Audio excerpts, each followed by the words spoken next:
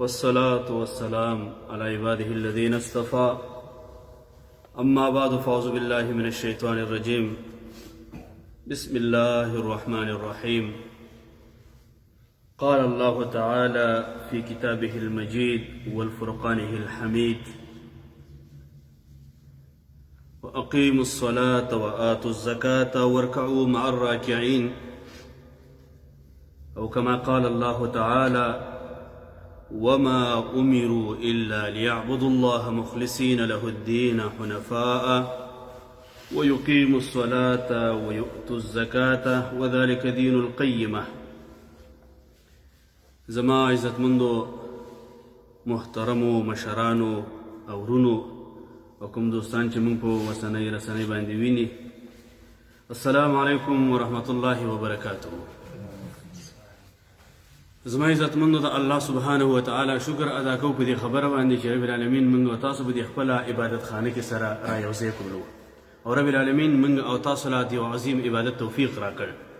الله سبحانه وتعالی د موږ او تاسو له همیشه د خپل عبادت دپاره توفیق او توانایي را نصیب کړي او رب العالمین د موږ او تاسو د هر قسمه ازمایش او د هر قسمه امتحان نه وساتي. رب العالمین دې زموږ او ستاسو هر عمل د خپل رضا دپاره قبول کړي. زما عزت مندو څنګه چې هره جمعه د یو موضوع په ارتباط باندې مختصر شان وضاحت کوو، نن به انشاء الله تعالی مختصر شان ستاسو په وړاندې هغه د زکات په باره کې به په دې کې به مختصر شان وضاحت وکړو. عزتمندو، زکات دا په اسلام په ارکانو کې څلورم رکن دی او الله سبحانه وتعالی قرآن عظیم شان کې ځای په ځای فرمایي چې چیرې تاسو په الله او په آخرت باندې ایمان لرئ واقیموا الصلاة وآتوا الزکاة، نو تاسو مونځ قایم کړئ او د دې زکات پابندي وکړئ، زکات ادا کړئ. په قرآن او په حدیث کې زما عزتمندو د زکات د ادا کولو ډېر زیات تاکید راغلی دی. قرآن عظیم شان کې الله سبحانه وتعالی 82 کرته 82 کرت 82 کرته الله سبحانه وتعالی د دې خبرې ذکر کړی دی چې تاسو مونځ قایم کړئ او زکات ورکړئ. دا ډېره لویه خبره ده. به دومره بل حکم په بل احکامو باندې دونه امر نه دی راغلی څومره چې په دې زکات او په دې مونځ باندې راغلی دی. د رسول الله صلی الله علیه وسلم محمد مصطفی صلی الله علیه وسلم د هغه د اول نه دی مسکینانو سره او د دې فقراو سره او د محتاج خلکو سره ډېر زیات محبت و. د فقرا او د محتاج خلکو همدرد او غمخوار و. د اسلام په شروع کې رسول الله صلی الله علیه وسلم د دې مسکینانو د فقراو خلکو سره په کومک کولو باندې ډېره زیاته توجه وه، لیکن د دې فقرا او د دې محتاج خلکو سره د دې کومک کولو څه خاص قاعده نه وه، څه خاص قانون نه و. به الله سبحانه وتعالی د هجرت په دویم کال باندې زکات فرض کو په مسلمانانو باندې او د زکات د اسلام څلورم رکن مقرر کړ. په مسلمانانو باندې زکات فرض شو. د هغه وخت نه الله سبحانه وتعالی د مسلمانانو په مال کې یوه حصه یوه برخه د خپل ځان دپاره مقرر کړله چې هغه حصه هغه برخه فقرا او مسکینان او محتاج له ورکولو ته زکات ویل کېږي. هغه محتاج خلکو له ورکول هغې ته زکات ویل کېږي. زکات څه ته ویل کېږي؟ زکات معنا د پاکوالی او زکات په عربي کې زیادت ته هم ویل کېږي. زکات په وجه باندې الله سبحانه وتعالی د انسان د عمل پاکوي او الله سبحانه وتعالی د زکات په وجه باندې د انسان د مال کې زیادت راولي. په ظاهر باندې خو داسې ښکاره کېږي چې یو کس زکات ورکړي نو د هغه د عمل کمیږي، داسې ورته ښکاره کېږي، لیکن الله سبحانه وتعالی اعمال محفوظ کوي. رب العالمین د اعمال د هر قسمه نقصان او د تاوانونو نه محفوظ ساتي او د اعمالو سره زیاتېږي. زما عزتمندو په نورو امتونو کې په نورو قومونو کې هم په هغې باندې زکات لازم و. د نورو پیغمبرانو هم د خپل قوم ته د زکات په باره کې امر کړی. الله سبحانه وتعالی د اسماعیل علیه السلام په باره کې فرمایي وکان یأمر اهله بالصلاة والزکات، اسماعیل علیه السلام د خپل اهل ته د لمونځ په باره کې او د زکات په باره کې امر کوو. الله سبحانه وتعالی په قرآن عظیم شان کې رسول الله صلی الله علیه وسلم ته فرمایي، د خپل پیغمبر ته فرمایي په سورة توبه کې خذ من اموالهم صدقه تطهرهم وتزکیهم. ای پیغمبره دا خلق د دې مال په ذریعه باندې پاک کړه، د مال په ذریعه باندې دا خلق پاک کړه. کوم انسان چې انفاق کوي او مال د الله لپاره خرج کوي هغه انسان الله پاکوي، مال الله پاکوي، ظاهر او باطن د انسان الله د ګناهونو پاکوي، ظاهر او باطن الله پاکوي. کوم انسان کې چې دا صفت د انفاق موجود وي، خذ من اموالهم صدقه تطهرهم وتزکیهم. زما عزتمندو الله سبحانه وتعالی قرآن عظیم شان کې د مؤمنانو صفت بیان کړی دی. کوم صفت بیان کړی دی؟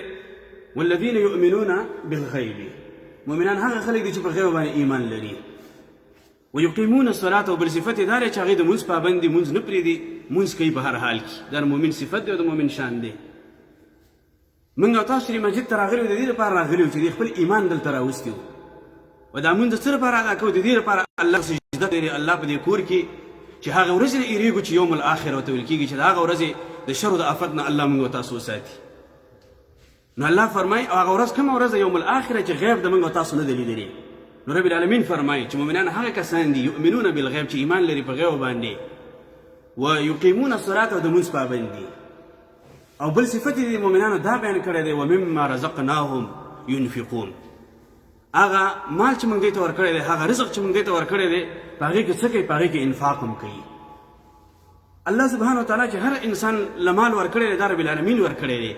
که دا انسان وایي ما د عقل او د طاقت په ذریعه پیدا کړی دی، نو دا عقل او دا طاقت هم د انسان له الله ورکړی دی. په دنیا کې ډېر داسې انسانان شته دي چې عقل نه کمزوري، د طاقت نه کمزوري، الله سبحانه وتعالی له مال ورکړی دی. نو هر انسان له چې الله مال ورکړی دا د الله له طرفه دی. نو الله فرمایي ومما رزقناهم، هغه مال چې موږ ورکړی دی ينفقون، په هغې کې انفاق هم کوي. دا د مؤمنانو صفت دی. بل ځای کې ولا بل صفت دا بیان کړی چې قد افلح المؤمنون. وی مؤمنان کامیاب شول. کوم مؤمنان کامیاب شول؟ والذین هم للزکاة فاعلون. هغه مؤمنان کامیاب شول چې هغې همیشه زکات ادا کوي، د زکات پابند دي. نو کوم مسلمان چې هغې د زکات پابندي کوي، الله رب العزت د قرآن عظیم شان کې د هغې خاص صفت بیان کړی دی چې والذین هم للزکاة فاعلون. مؤمنان هغه څوک دي چې هغې د زکات پابند دي. زما عزتمندو زکات اسلام کې چې کوم معاشي سیستم دی، معاشي سیستم د هغې د بهترۍ ضمانت دی، د هغې د بهترۍ ضامن دی. څه خلک الله سبحانه وتعالی غریب پیدا کړي او څه خلک الله امیر پیدا کړي دي. د څه دپاره چې نظم د زندګۍ روان وي. دا ټول خلک امیر وي یا دا ټول خلک غریب وي، نو بیا هم دا نظم د زندګۍ به لږ شان مشکل وو. نو څه خلک الله غریب او څه خلک الله امیر پیدا کړي دي دپاره چې نظم د زندګۍ روان وي. او که چېرې په یو وطن کې، په یو مملکت کې نظام زکات په صحیح طریقه باندې قایم شي، نو د هغې اوله فایده دا ده چې هلته به امن راشي او هلته به خوشحالي راشي. فسادات به کم شي، ځکه ډېر فسادات چې واقع کېږي د څه د وجې نه واقع کېږي؟ کله چې انسان محتاج شي، د محتاجۍ د وجې نه کله قتل او قتال هم کېږي، د هغې د وجې نه اختطاف هم کېږي، دوزي غلا او هر شی کېږي. نو کله چې په یو وطن کې نظام زکات په صحیح طریقه باندې قایم شي، نو هلته فسادات کم شي، خوشحالي به راشي، امن به راشي. کله چې په یو وطن کې نظام زکات په صحیح طریقه باندې قایم شي، هلته به بیا یتیم در په در نه وي، هلته به بیا مسکین فقیر دا به چاته لاس نه نیسي، او بیا به د یتیم مور د سړک په سر باندې نه کیني چې کله یو موټر ته لاس نیسي او کله بل موټر ته لاس نیسي. هغه به په عزت کې په کور کې ناسته وي. کله چې د نظام زکات په صحیح طریقه باندې په یو وطن کې قایم شي، هلته بیا په معاشره کې محرومي ختمه شي. محرومي ځکه خلک معاشي طور باندې قوي شي، محرومي نه پیدا کېږي هلته بیا. زما عزتمندو زکات په اسلام کې د هغه اقتصادي ستنو نه یو اهمه ستن ده. مقصد د زکات څه دی؟ مقصد د زکات دا دی چې په معاشره کې مساوات، برابري او معاشرتي اتحاد قایم شي. دغه اتحاد قایمولو دپاره مساوات او برابري پیدا شي. دغه مقصد د زکات دی. زما عزتمندو په اسلام کې په مال جمع کولو باندې یا په مال ذخیره کولو باندې نفي نشته دی چې کس ولې مال جمع کوي ولې مال ذخیره کوي په دې باندې ممانعت نشته دی بلکې اسلام په دولت قارون نه منع کړې ده او دولت عثمان باندې ترغیب ورکړی دی الله سبحانه وتعالی قارون لم دولت ورکړو لیکن د الله نافرمانی وکړله الله سبحانه وتعالی د خپل مال سره هلاک کړ د الله واجب حق د الله فرض حق پکې نه ورکو عثمان رضی الله تعالی عنہ چې د الله حق ادا کړی دی اخلاص پکې او سخا پکې موجود و الله دغه صفت په قرآن کې بیان کړی دی نه په دولت جمع کولو باندې نفي نشته دی بلکې دولت قارون نه منع شوې ده او دولت عثمان باندې ترغیب ورکړی دی اسلام بلکې حلال رزق حاصلول په دې کې خو خیر دی دا خو د خیر رزق دی دا خو د برکت رزق دی بلکې هغه عین عبادت دی حلال رزق حاصلول حلال رزق حاصلول په درې قسمه نیت سره دا د خیر رزق دی دا د برکت نیت دی نیت پکې د انسان دا وي چې زه دا رزق دا مال د دې دپاره دا حلال رزق د دې دپاره حاصلوم چې خپل ځان د سوال نه بچه کړم چاته سوال ونه کړم دا حلال رزق دا د دې دپاره حاصلوم چې د خپل اولاد د خپلو بچو د هغې کفالت وکړم دا مال حلال رزق دا د دې دپاره حاصلوم که چېرې په معاشره کې او زما ته قریب اقربا رشته داران یا په معاشره کې داسې کمزورې طبقه وي چې د آمدن ذریعه نشته دی هغې سره به کومک وکړم نو دا د تجارت دغه ګټه دا مال حاصلول دا د خیر او د برکت رزق دی او دا عین عبادت دی که یو تاجر په خپل تجارت کې دا نیت وکړي دا درې قسمه نیت الله سبحانه وتعالی به د دې تاجر په ورځ د قیامت باندې د انبیاو سره حشر وکړي دغه تاجر به د قیامت په ورځ د انبیاو په صف کې ولاړي چې درې قسمه نیت پکې وکړي او مال حاصلول حلال وي زما عزتمندو د بخل نه ځان ساتل پکار دي بخل ډېر ناکاره مرض دی چې انسان کې کله دا راشي موږ په دې باندې مخکې دلته یو مستقله موضوع بیان کړې وه بخل او د هغې اضرار امام ابن قتاده رحمه الله فرمای وی موسی علیه السلام یو ورځ الله رب العزت ته د الله سبحانه وتعالی نه پوښتنه وکړله چې یا الله انت فی السماء ونحن فی الارض یا الله ته په اسمان کې او موږ په ځمکه کې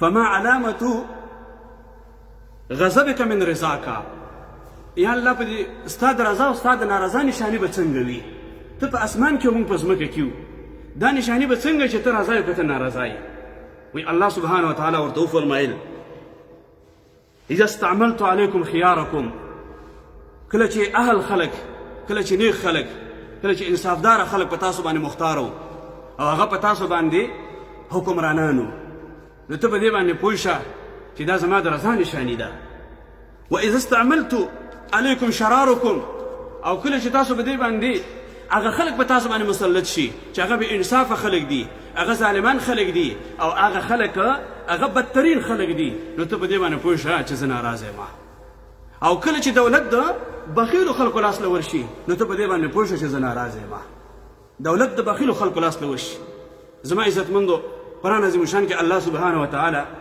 د دوو کسانو ذکر کړی دی یو د بخیل او یو د شحیح بخل او شح قرآن کې د دې کسانو ذکر شوی دی الله سبحانه وتعالی فرمایي ومن یوق شح نفسه فاولئک هم المفلحون کوم انسان چې د خپل نفس د شح نه وساته وی دا کامیاب شو واما من بخل واستغنى وكذب بالحسنى هغه چا چې بخل وکړ او تکذیب یې وکړ د دې دوه کسانو ذکر په قرآن کې شته د بخیل او د شحیح بخیل هغه انسان ته ویل کېږي چې هغه نه په بل باندې مصرف نه کوي بل ته انفاق هم نه ورکوي زکات هم نه ورکوي فقط په خپل ځان باندې خرج کوي په خپل ځان باندې مصرف کوي دې ته بخیل ویل کېږي بل د بخیل نه سخت انسان دی هغې نه بد انسان دی چې هغې ته شحیح ویل کېږي او شحیح هغه انسان دی چې هغه نه په بل باندې مصرف کوي نه په خپل ځان باندې مصرف کوي او نه په خپل اهل او عیال باندې مصرف کوي فقط ذخیره کوي او شمار یو حسابوي تر دې پورې چې مرګ راشي او هر څه پاتې شي دې ته شحیح ویل کېږي دا بخل هم بیا د شح نه پیدا کېږي بخل چې کوم دی دا د شح نه پیدا کېږي زما عزتمندو بدنصیبه دی هغه انسان بیا شحیح انسان دا ډېر بدنصیبه دی ځکه دا په دې خپل مال کې محروم دی ځکه خپل مال نه په خپله هغه مال چې الله دله ورکړی دی نه په خپل ځان باندې خرج کړه او نه په خپل اولاد باندې خرج کړه دا بیا د بخیل نه بدبخته انسان دی زما عزتمندو زکات دا د مال د پاکوالي یو لویه ذریعه ده. زکات دا د دنیا د تمامو آفتونو نه او د دنیا د تمامو شرونو نه او د هغې د فسادونو نه یو بهترینه لار ده. د هغې نه د محفوظ کېدو یو بهترینه لار ده. زکات دا د انساني زندگی د هغې په انساني زندگی کې د خیر راز دی. زما عزتمندو شریعت مطهره کې دا دي چې کوم انسان د وجوب د زکات نه منکر وي نو دا انسان په ده باندې د کفر اطلاق کیږي په اتفاق د اهل علمو سره. کوم انسان چې د وجوب زکات نه منکر وي او کوم انسان چې د دې اهتمام صحیح نه کوي په صحیح طریقه باندې دا زکات نه ورکوي هغه د څومره نقصاناتو سره مخامخ کیږي. الله سبحانه وتعالی د مشرکانو په باره کې قرآن عظیم شان کې فرمایي ویل للمشرکین لا یأتون الزکاة وهم بالآخرة کافرون. هلاکت دی د مشرکانو دپاره دی زکات نه ورکوي او د آخرت نه منکر دي. زما عزتمندو په دې آیات کې ترغیب دی مسلمانانو ته چې تاسو زکات ورکوئ. نفلي زکات هم ورکوئ او فرضي زکات هم ورکوئ. نفلي زکات صدقې ته ویل کېږي او فرضي زکات کله چې د انسان مال هغه نصاب ته ورسیږي. نصاب یو حد ته ویل کېږي، یو حدود دي چې الله سبحانه وتعالی مقرر کړي دي. هغه حد ته ورسیږي نو په هغې کې به زکات لازم دی، زکات پکې فرض دی. آمدن چې د انسان هر څومره وي په ټول کال کې ستا هر څومره آمدن دی او دغه آمدن راځي او بیرته ته مصرفوي او هر څومره وي په هغې کې زکات نشته. بلکې زکات په هغه مال کې دی چې هغه د انسان د خپل ضرورت نه اضافه شي او هغې ذخیره کړي، جمع کړي او په هغې باندې کال پوره شي او دا نصاب ته ورسیږي نو په هغې باندې به زکات لازم دی، زکات پې فرض دی. به دې فقرا او دې محتاجه خلکو له چې کوم مال ورکولی کېږي دې ته صدقه ویلی کېږي. او دا صدقه په څو قسمه ده؟ دا بیا په 3 قسمه ده. اول قسمه صدقه هغې ته فرضي صدقه ویلی کېږي چې هغه دا زکات دی چې کال پوره شي او انسان نصاب ته ورسیږي هغه پکې زکات ورکړي. او دویم قسمه صدقه هغه واجب صدقه ده. واجب صدقه ویل کېږي چې انسان نظر ومني او بیا هغه نظر ورکوي. صدقه فطر دا واجب صدقه ده. قرباني کول دا واجب صدقه ده. بله نفلي صدقه ده.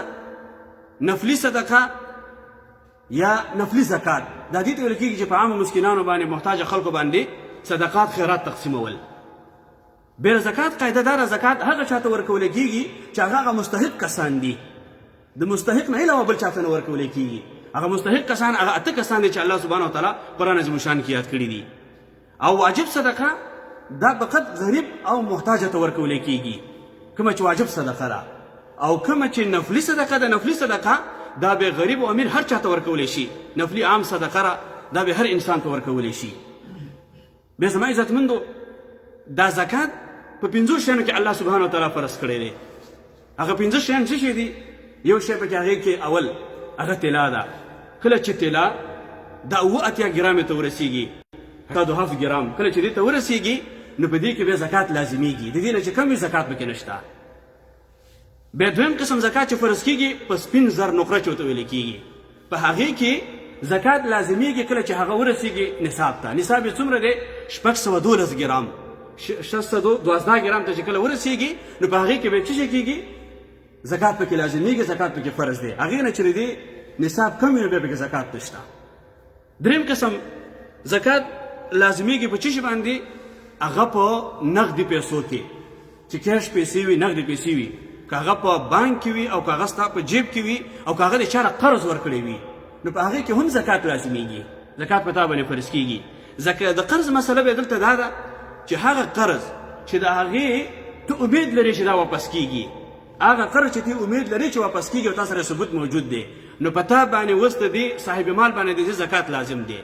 یو هغه قرض دی چې د هغې ورکول معلوم نه وي چې کله به هغه ماته حاصلېږي نو په نزد اهل علمو باندې چې کله دغه قرض حاصل شي او ډېر کلونه پې تېر شوي نو د 1 کال زکات ورکول په تا باندې لازم دي.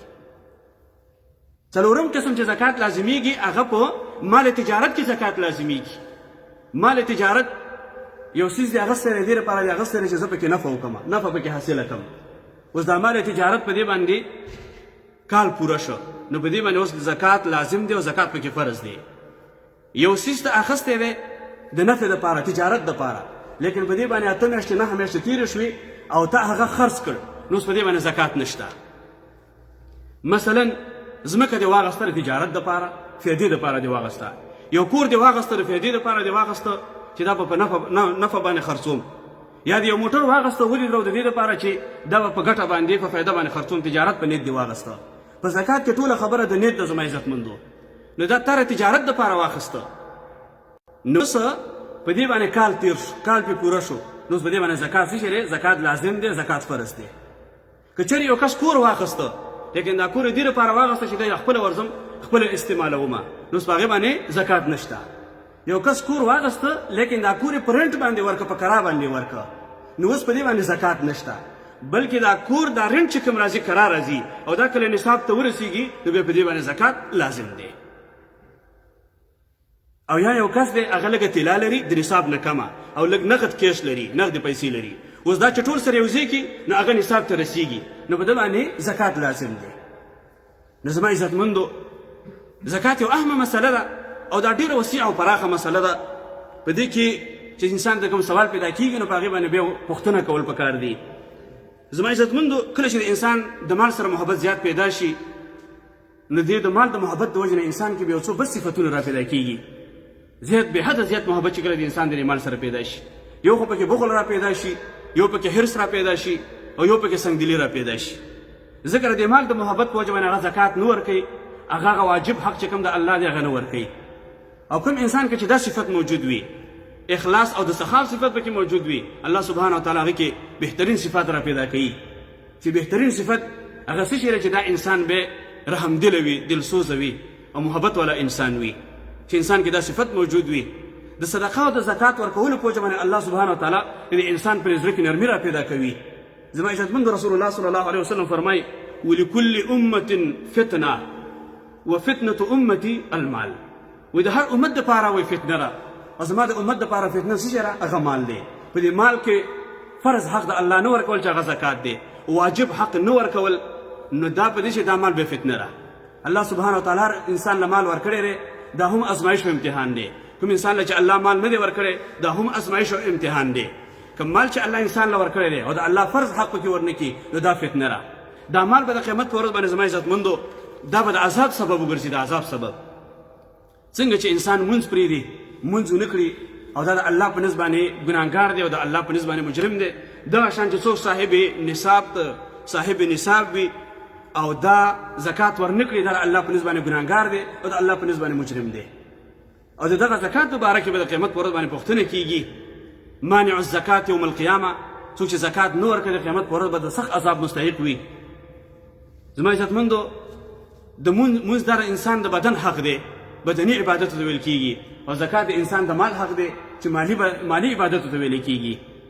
او دا زکات نه ورکول الله سبحانه وتعالی قرآن عظیم شان کې فرمایي والذین یکنزون الذهب والفضة، هغه کسان چې هغې طلا، سره زر او دا سپین زر دا جمع کړي، والذین یکنزون الذهب چې دا جمع کړي ولا ينفقونها فی سبیل الله، او دا الله هغه واجب حق او هغه فرض حق د رب العالمین پکې نه ورکوي، نو الله سبحانه وتعالی فرمایي فبشرهم بعذاب علیم. قرآن په دې خبره باندې شاهد دی. قرآن کې الله سبحانه وتعالی فرمایي چې هغه لپاره درناک عذاب دی. څنګه عذاب وي؟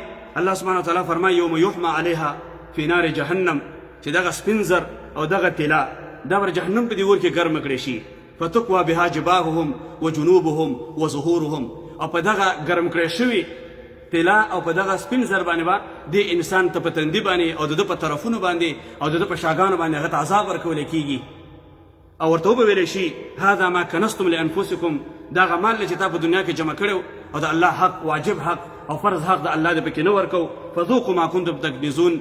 اوس دا ستاسو دپاره دلته عذاب ګرځېدلی دی. کله چې دا آیتونه نازل شول نو عمر رضی الله عنه ډېر فکرمند و، په منډه منډه رسول الله صلی الله علیه وسلم ته ورغی او عرض وکړو چې یا رسول الله، هر کس باندې داسې شته چې هغه مال جمع کوي، مال ذخیره کوي، نو په مال جمع کولو باندې دومره سخت عذاب. رسول الله صلی الله علیه وسلم ته وفرمیل ای عمره، د دې نه مراد هغه خلک دي چې مال جمع کوي، د الله فرض حق، د الله واجب حق هغه پکې نه ورکوي. کوم انسان چې مال جمع کوي د الله فرض حق، واجب حق پکې ورکوي، د هغې دپاره د عذاب نشته دی. زما عزتمندو قرآن په دې خبره باندې شاهد دی. قرآن کې الله سبحانه وتعالی فرمایي ولا يحسبن الذين يبخلون بما آتاهم الله من فضله، وی هغه کسان دي دا ګمان نه کوي چې الله سبحانه وتعالی په خپل فضل باندې دې له مال ورکړی دی. الله سبحانه وتعالی دی له په خپل فضل سره مال ورکړی دی او دوی د بخل د وجې نه په هغې کې زکات نه ورکوي او دا ګمان کوي هو خیر لهم چې دا زکات موږ ورنه کړه دا موږ فایده وکړه او په دې کې زموږ خیر دی بلکې الله سبحانه وتعالی فرمایي دا کوم عمل چې تاسو وکړئ دا کوم کار چې تاسو کوئ بل هو شر لهم په دې کې ستاسو لپاره لوی تاوان دی څه تاوان پکې دی رب العالمین قرآن عظیم شان کې فرمایي سیطوقون ما بخلوا به یوم القیامة د قیامت پر ورځ به الله سبحانه وتعالی د دې مال نه به رب العالمین یو وزني طوق به الله جوړ کړي او د دې انسان په دې ګردن غاړه کې به ورواچي او د انسان به نشي برداشت کولی سیطوقون ما بخلوا به یوم القیامة هغه مال نه به توق جوړ شي ما بخلو چې د په دنیا کې بخل کړو او د الله حق پکې نه ورکو واجب حق او فرض حق دې پکې د الله نه ورکو